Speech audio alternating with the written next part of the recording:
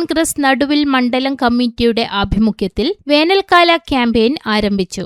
ജീവനം എന്ന പേര് നൽകിയ ക്യാമ്പയിന്റെ ഭാഗമായി നടുവിൽ ബസ് സ്റ്റാൻഡിൽ ക്രമീകരിച്ച തണ്ണീർപ്പന്തൽ DCC ജനറൽ സെക്രട്ടറി ജോഷി കണ്ടത്തിൽ ഉദ്ഘാടനം ചെയ്തു.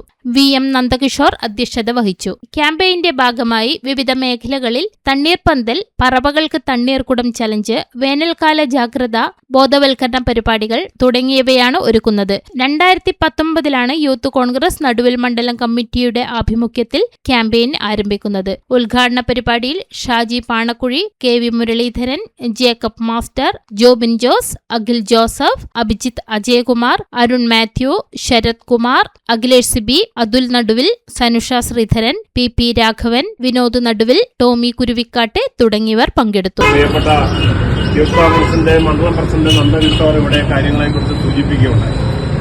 നമുക്കറിയാം, കേരളത്തിൽ തന്നെ അങ്ങോളം ഇങ്ങോളം കേരളത്തിലെ യുവാക്കൾക്കും അതുപോലെ തന്നെ സമഗ്ര മേഖലയിലുള്ള ആളുകളെയും അവരുടെ എല്ലാ പ്രവർത്തനങ്ങളിലും മുൻനിരയിൽ നിൽക്കുന്ന ഇന്ത്യൻ യൂത്ത് കോൺഗ്രസ് സാധാരണക്കാരായിട്ടുള്ള ആളുകളെ, നിത്യം യാത്ര ചെയ്യുന്ന ആളുകൾക്ക് ഏറ്റവും ആശ്രയമായിട്ടാണ് ജീവനമെന്ന പേരിൽ ഈ തരത്തിലുള്ള തണ്ണീർപ്പന്തൽ എന്ന ബൃഹത്തായ പദ്ധതിയുമായി മുന്നോട്ട് പോകും.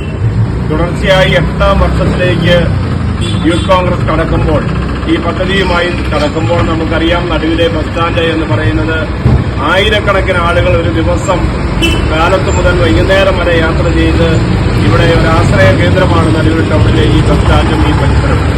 ഇവിടെ കടന്നുവരുന്ന മുഴുവൻ ആളുകൾക്കും കുടിവെള്ള സൗകര്യം ഒരുക്കിക്കൊണ്ടാണ് യൂത്ത് കോൺഗ്രസ് ജീവനം എന്നുള്ള പേരിൽ തണ്ണീർപ്പന്തൽ എന്ന പേരിട്ടുകൊണ്ട് ഈ പദ്ധതി യൂത്ത് കോൺഗ്രസിന്റെ നടുവിൽ മണ്ഡലം കമ്മിറ്റി ഇവിടെ ആവിഷ്കരിച്ചത്.